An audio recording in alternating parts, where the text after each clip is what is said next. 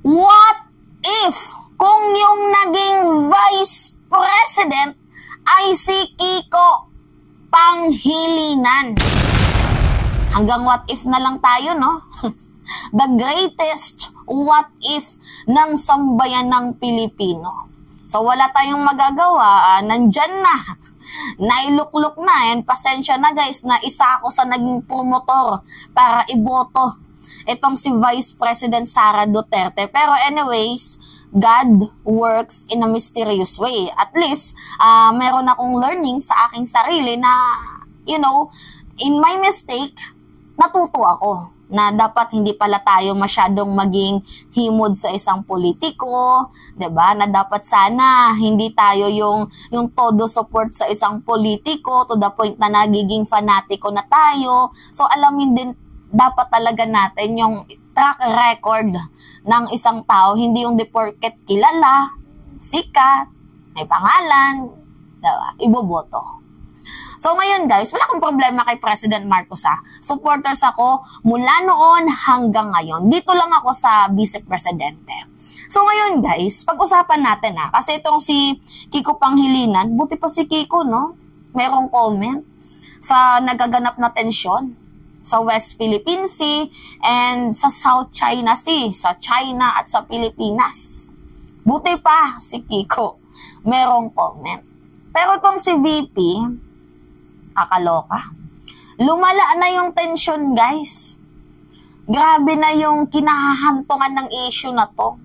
Eh, wala kasing medyo nagtatopic na to, guys, kasi yung star of the month, si Kibuloy. 'Di ba? Walang masyadong nagtatopic na to, and alam ko na wala din masyadong mai-engage na manood sa video na to, pero okay lang kasi gusto ko tong i-topic at least para kahit papaano meron tayong update sa nangyayari sa labas ng ating bansa. So yun na nga guys, star of the month kasi itong si Pacquiao Jutang Ginina, tapos samano pa ng mga senador ng mga elitista. But then anyway, ito na nga. Malala na po yung tension doon sa West Philippine Sea. Anyway, ito yung balita ha. Panood ko sa inyo. Ay, basahin muna natin pala. Sabi dyan, 4 Filipinos hurt after China uses water cannons versus Ayungin resupply mission. So, nung nakaraang araw kasi guys, sa mga hindi nakakaalam, habang yung mamamayang Pilipino ay busy sa pagrarally para kay Pacquiao, busy sa kaso ni Pacquiao, yung West Philippine Sea natin, nilalakad na po.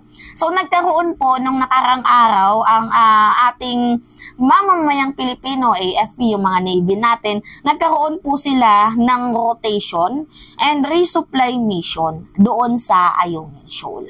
And sadly, nauwi po ito kung dati, water cannon lang, diba? Okay lang yan guys, mas lesser evil pa nga yung water cannon kaysa sa merong masaktan, no?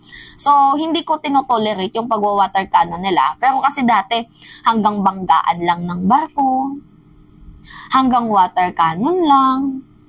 Tapos hindi ko expect na aabot na sa puntong ganito. May mga Pilipino nang masasaktan.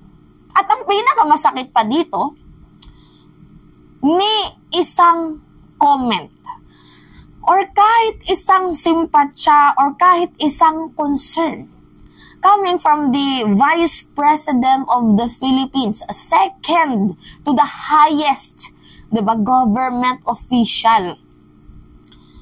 Wala tayong na-receive ni isang concern or ni isang comment sa mga Pilipinong nasaktan.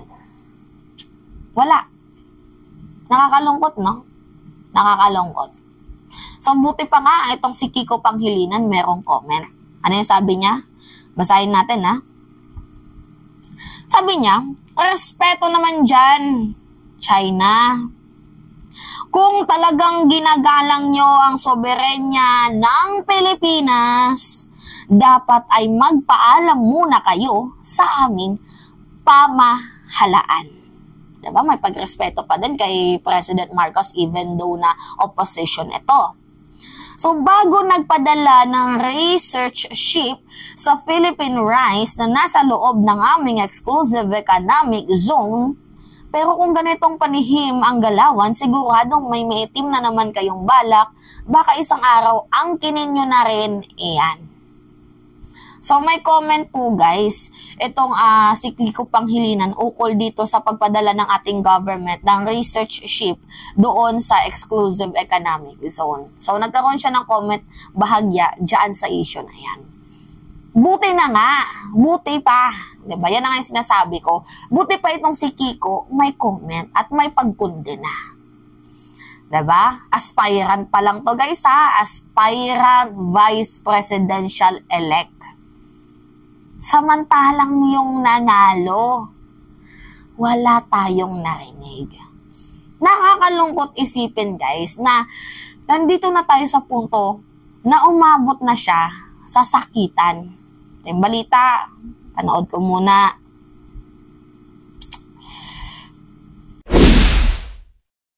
At least 4 Philippine Navy personnel were injured following the China Coast Guard's firing of a water cannon at a Philippine ship involved in a resupply mission in the West Philippine Sea on Tuesday, March 5. The National Security Council says the Navy members were aboard Uniza May 4, which was attacked by the water cannon.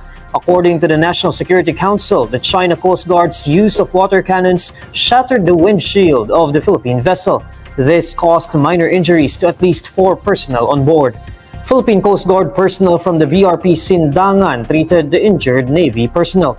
According to the PCG, Uniza May 4 went back to mainland Palawan due to the damage and injury sustained by the vessel and crew. Kita nyo guys, pinagkaisahan. And syempre guys, hindi natin mafe-feel yan kasi kung outside pa nga lang yung nakikita nating video, what about yung mga nasa loob?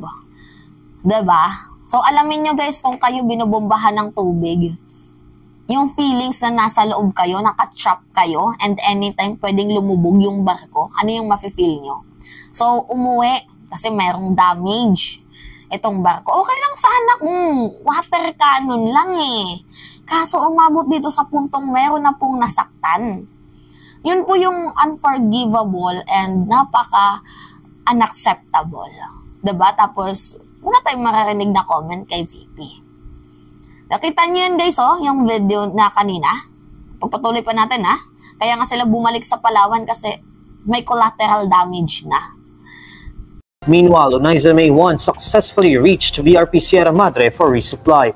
Earlier on Tuesday, PCG spokesperson for the West Philippine Sea Commodore J. Tariela reported that PCG and China Coast Guard vessels collided in the West Philippine Sea, causing minor structural damage to the Philippine ship. The Philippine vessels were on a rotation and reprovisioning operation of the Armed Forces of the Philippines for troops stationed at BRP Sierra Madre in Ayungin Shoal. The Department of Foreign Affairs says it summoned the Chinese Deputy Chief of Mission on Tuesday afternoon to convey the Philippines' protest against China's aggressive actions in Ayungin Shoal. Okay. Yan po yung sinasabi ni Kiko Panghilinan na baka isang araw, sabi niya pero kung ganitong palihim ang galawan, siguradong may maitim na naman kayong balak, baka isang araw, angkinin nyo na rin iyan. Yan po yung sinasabi niya, ni Kiko Panghilinan na baka isang araw, pagising natin, pagdilat natin, yung West Philippine Sea, wala na sa atin. O putang ina, may nag-comment na naman. Ano yung sabi? Sa panahon ni Digong, wala daw po iyan.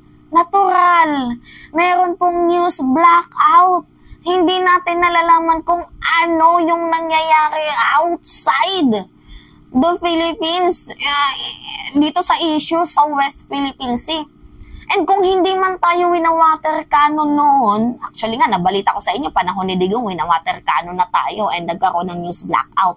And kung hindi man tayo, kung sakali lang pero hindi man ito totoo, kung hindi man wina-water cannon sa panahon ni Digong, yun po ay dahil himod puwet siya sa China. Gets niyo ako? Kahit nga ngayon diba? Na hindi na siya elected president, former president na siya, himudpwet pa din sa China.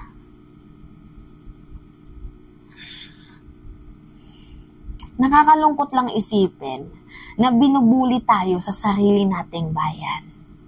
Nakakalungkot lang isipin na sa sarili nating teritoryo para tayong isang magnanakaw. Kasi imagine yung mga mangingisda natin, hook balahak, sugod dito, sugod doon kung kailan wala yung mga Chino. Nakakalungkot, no? Natural na iwawater cannon tayo kasi yung ating presidente lumalaban.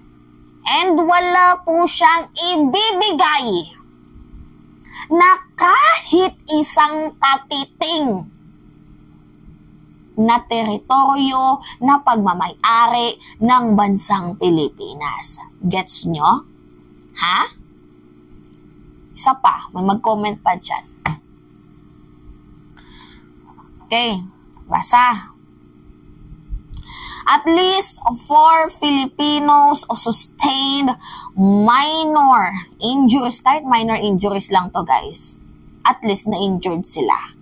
Yun yung masakit dito, na na-injured sila pero wala tayong narinig na ni isang comment coming from the second highest government official of the Philippines na si Vice President and Deputy Secretary Sara Duterte. Pero sa issue ng, SMNI, kay Kibuloy, ano pa ba? Diba? ICC, may comment. Sa issue ng West Philippine Sea, wala. International issue din po, BP Inday, ang West Philippine Sea. Diba? International issue din po yan. Baka naman po. Comment din pag may time, After 2 China Coast Guard CCG ships use water cannons against a much smaller military contracted vessel during a resupply mission to Ayungin Shoal in the West Philippine Sea on Tuesday, March 5. The 4 were on the board the Oneida May 4, one of 2 civilian vessels that are the Philippine Navy tapped to rotate personnel and bring supply to the BRP Sierra Madre and intentionally marooned World War II vessel that serves a military outpost in Ayungin Shoal. So you know what, guys? Uulitin ko sa inyo,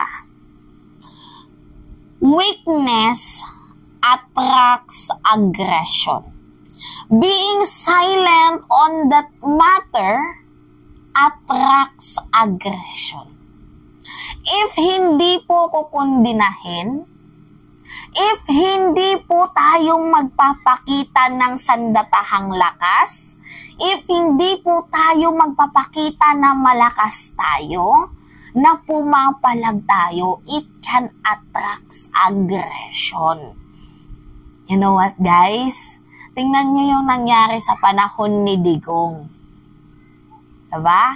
Hindi tayo pumalag. So, nung pumalag tayo, mas lalo nang lumala. Kasi nasanay na sila sa kanilang pambubuli. But, this is the stepping stone ng ating presidente para mapanatiling atin ang sariling atin. Diba? Dumadaan lamang po sa rule of law itong ating presidente. Gets nyo ko? Kung sana, what if lang, si Kiko ang naging vice-presidente, I think mas malaki na yung improvement ng West Philippine Sea ngayon.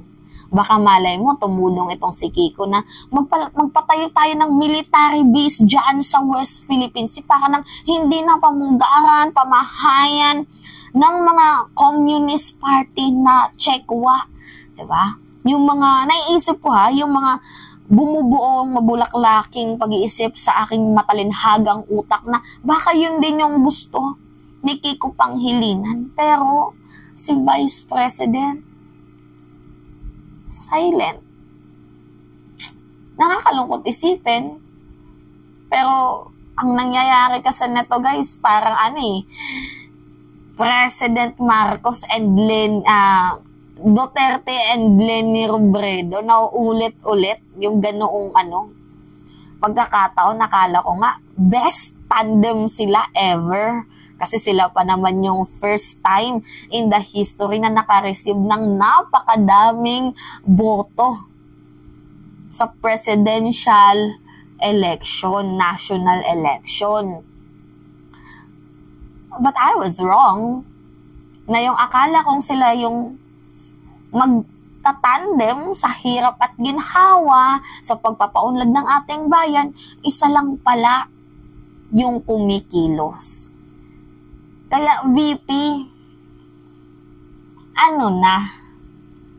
'Di ba? Ano na po, Vice President? Baka naman gusto mong magbigay ng kahit katiting na comment. Ano? Wala tayong maasahan dito kay Vice President. Anyway, saludo pa din ako dito na kahit hindi nanalo itong si Kiko Pangilinan, deserve niyang makapasok bilang senador sa 2025. Si Amy, re-electionist, iligwak nyo na yan. Diba? Yung mga re-election, si Tolentino, ligwak nyo na yan. Si Bato, si Go, ligwak nyo na yan. Piliin nyo yung mas may concern, yung mas may pagmamahal sa ating mga mamamayang Pilipino at sa ating bayang Sinilangan. Kung sakaling tumakbo si Chel Joc, iboto nyo. Kung sakaling tumakbo si Vice President Leni Robredo, iboto nyo. Kung sakaling tumakbo itong si Kiko Pangilinan, iboto nyo. Kung si Larry Gadon tumakbo, iboto nyo. Yan yung mga taong mapagkakatiwalaan. Diba? Kakalungkot lang, no? Pero wala tayong magawa. Part din yan sa akin at sa mga nabudol na learning from their own mistakes. So, hindi na ito maulit. Sorry again, guys. It's me again, si Mima Alicia nyo. Tagbabalik ulit para sa ating panibagong video.